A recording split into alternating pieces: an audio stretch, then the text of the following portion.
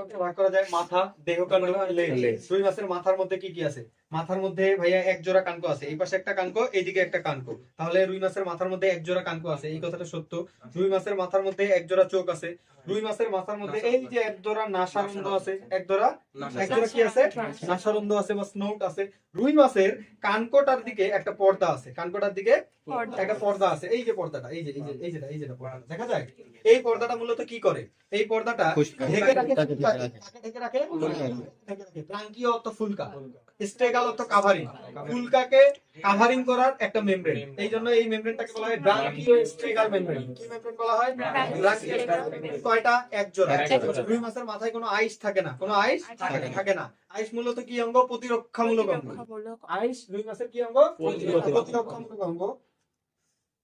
রুই মাছের দেহকাণ্ড নিয়ে আলোচনা করব। দেহকাণ্ডের মধ্যে কি কি থাকে? পায়ুসূত্র, জনসূত্র আর পায়ুসূত্র, জনসূত্র, রেচনসূত্র পর যা আছে পুরাটাই কি? লেজ। রুই মাছের পাখনাগুলা নিয়ে যদি কথা বলি, কি নিয়ে কথা বলবো? পাখনাগুলা নিয়ে। রুই মাছের জোর পাখনা আছে দুই জোড়া। কয় জোড়া? জোর পাখনা দুই জোড়া। এক জোড়া আছে হচ্ছে কোথায়? বক্ষের দিকে, বক্ষ পাখনা। বক্ষ পাখনায় পাখনা রশির সংখ্যা কয়টা? 15 থেকে 16টা। 15 থেকে 16টা। বস 16 থেকে 17টা। 16 থেকে 17টা। 16 থেকে 17টা। শ্রোণী পাখনা, শ্রোণী পাখনায় পাখনা রশির সংখ্যা কয়টা? 18টি। শ্রোণী পাখনা রশির সংখ্যা 9টা। শ্রোণী পাখনায় পাখনা রশির সংখ্যা 18টি। পাখনা রশির সংখ্যা কয়টা? 18টা। এক পাশে 9টা, আরেক পাশে 18টা। যদি বলে শ্রোণী পাখনা কয়টা, তাহলে হবে 2টা। শ্রোণী পাখনায় পাখনা রশির সংখ্যা কয়টা? 18টা। বক্ষ পাখনা কয়টা? 2টা। বক্ষ পাখনায় পাখনা রশির সংখ্যা কয়টা? 16 থেকে 17টা। 16 থেকে 17টা। পুচ্ছ পাখনায় আসি। পুচ্ছ পাখনা জোর নাকি বেজোর? জোর দুইটা পড়লাম, বেজোর আছে 3টা। বেজোর আছে কয়টা? 3টা পাখনা আছে বেজোর। এর মধ্যে একটা আছে পুচ্ছ পাখনা। কি পাখনা? পুচ্ছ পাখনায় পাখনা রশির সংখ্যা কয়টা? 19টা। আরেকটা আছে পায়ু পাখনা। পাখনা রশির সংখ্যা আছে 6 থেকে 7। গুণে দেখি নাই? এরপরে আছে পৃষ্ঠীয় পাখনা। কি আছে? পৃষ্ঠীয় পাখনা হচ্ছে বেজোর। পৃষ্ঠীয় পাখনা পাখনা রশির সংখ্যা কয়টা? 15 থেকে 16। পৃষ্ঠীয় 15 থেকে 16। পৃষ্ঠীয় 15 থেকে 16। বক্ষ পাখনার কাজ দেখবো।